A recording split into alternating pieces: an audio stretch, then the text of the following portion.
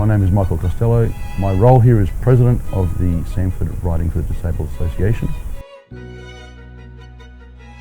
mission of Samford Riding for the Disabled is to provide riding lessons on horseback or ground-based lessons for participants who are disabled. They can be anything from 3 years old up to 60 or 70 years old. I became involved here about 1.5 years ago. I joined up as a volunteer with one of my daughters, who is also a volunteer here. We worked in the yards feeding horses and bringing them in for the day's riding lessons. The future of Samford Riding for the Disabled is to expand our facilities here to be able to include more people. So if we can introduce activities that can better utilise those facilities, we can include more people. So everybody is here looking after everybody else. We have a real sense of everyone's got each other's backs.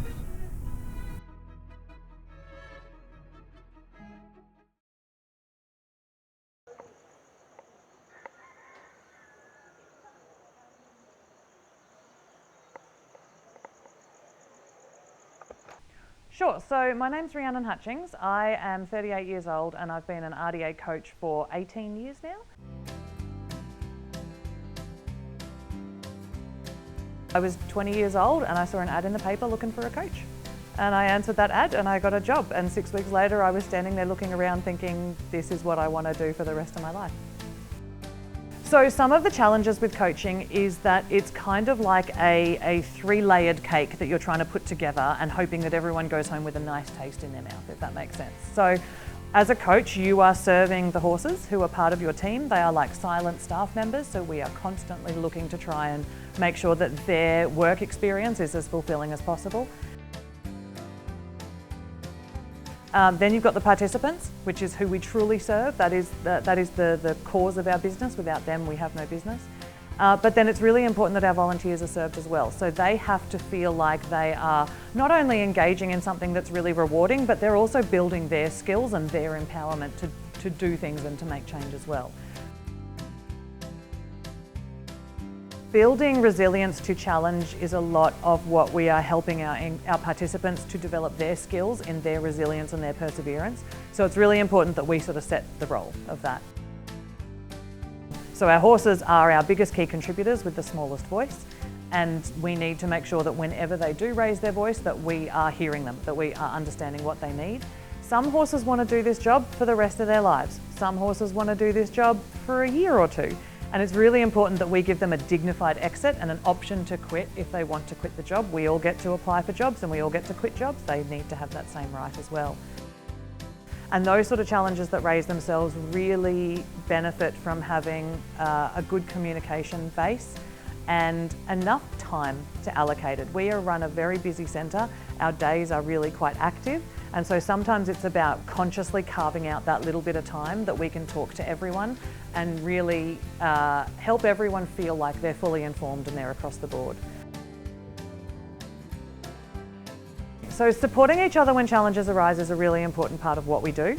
I mean, I've got a litany of experiences to choose from in terms of what's inspired me in my life, through RDA particularly.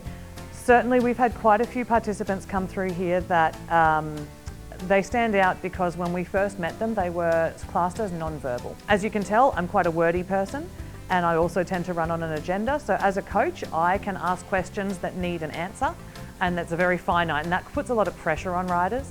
Whereas having a rider who is traditionally non-verbal find the words in themselves and find the need and find the want, and then to hear back that that relates back at home. I mean, that is just crazy.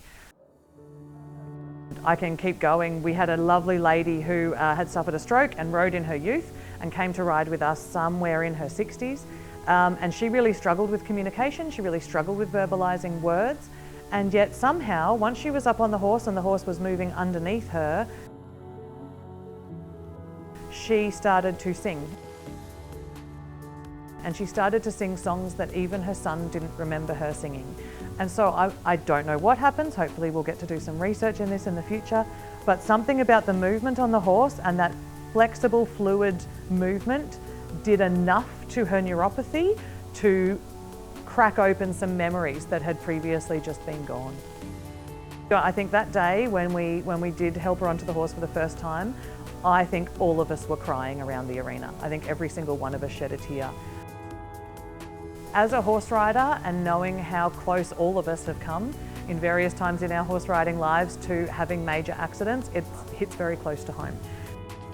And horse people are a special breed, and so when some of our riders choose to sort of join that enclave of being horse people, yeah, it's quite a little clique that they join.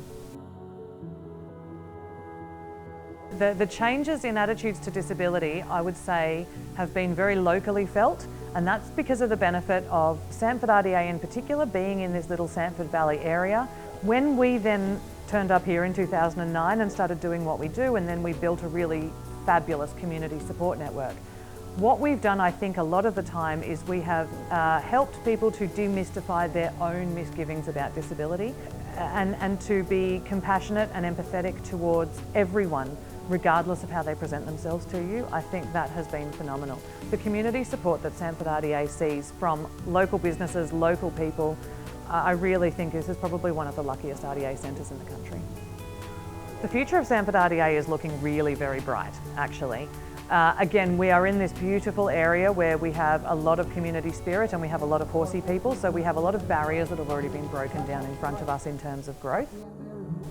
So if there was one thing I wanted people to know about why horse riding, like why is it good for someone to hop on a horse? That's why. Because it recreates that walking movement, which is a fundamentally healthy movement for human beings to engage in. If you see the RDA logo out there, there's someone out there doing really good, positive, progressive and interactive work with the disability community. If you've got $1 to spare, if you've got an hour to spare, or if you've got some goodwill to spare, we could always use it.